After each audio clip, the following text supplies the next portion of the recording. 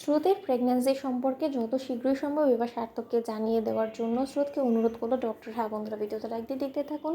স্রোতস্বিনীকে doctor চেম্বারে ডেকে বলতে থাকে যে দেখো স্রোতস্বিনী, তোমার সোনোগ্রাফির রিপোর্টস খুব একটা নর্মাল আসেনি এবং তুমি এই যাত্রায় যে তোমার হাজব্যান্ডের কাছ থেকে সকল কিছু লুকিয়ে যেতে পারলো, আমি কিন্তু খুব একটা বেশি দিন আর চেপে যেতে পারবো না সার্থকের কাছ থেকে, কারণ সার্থকের সঙ্গে কিন্তু আমার ব্যক্তিগতভাবে চেনা পরিচিত আছে এবং সার্থকের সামনে কোনো না কোনোভাবে আমার মুখ ফসকে যদি তো আসল সত্যটা বেরিয়ে যায় তাহলে তুমি বুঝতে পারছো যে তোমাদের সম্পর্কে কিন্তু ফাটল সৃষ্টি হতে পারে এবং আমি সেটা চাই না। বিধায় আমি তোমাকে এতটুকু অনুরোধ করছি যে যত শীঘ্রই সম্ভব তুমি এই নিউজটা সার্থককে দিয়ে দাও, এতে করে ওরও প্রিপারেশন নিতে একটু সুবিধা হবে, কারণ এমনটাও হতে পারে যে ও এখন হয়তো এই দায়িত্বটা চাইছে না। অন্যদিকে স্রোত বলতে থাকে যে ডক্টর, আমি আপনার কাছে হাত জোর করে অনুরোধ করছি, প্লিজ আপনি আমার বলার আগে কোনোভাবে ওকে মুখ ফসকে এই প্রেগনেন্সি নিউজটা সম্পর্কে কোনো কিছু জানাতে যাবে না, কারণ আমি নিজের মতো করে একটু কোচ কাজ করে ওকে এই বিষয়টা জানাতে চাচ্ছি।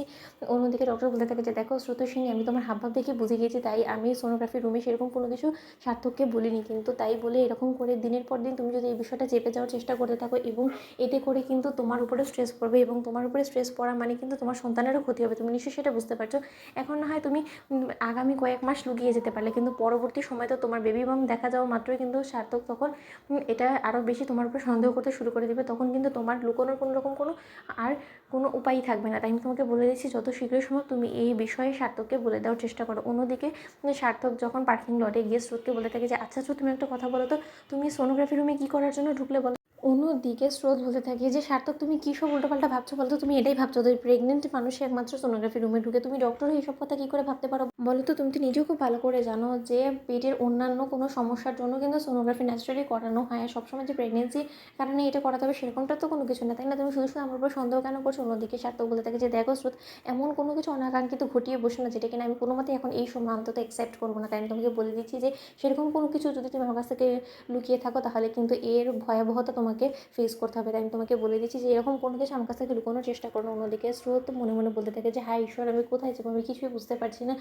অন্যদিকে সার্থক বলতে থাকে যে আচ্ছা স্রোত, তোমার মধ্যে যদি এরকম কোনো বড়সড় রোগ নাই হয়ে থাকে তাহলে তুমি নিজেকে আমার কাছ থেকে এতটা দূরে সরিয়ে কেন রাখার চেষ্টা করছো বলো তো? তুমি কেন, আমি যতই তোমার কাছে আসার চেষ্টা করি না কেন তুমি বারবার করে আমাকে দূরে ঠেলে দাও বলো তো? এর প্রশ্নের উত্তর আদৌ তোমার কাছে আছে? স্রোত, তুমি আমার চোখের দিকে তাকিয়ে বলো তো যে তুমি আমাকে যে কথাগুলো বললে এক্ষুনি সেই সব কটা কথা সত্য?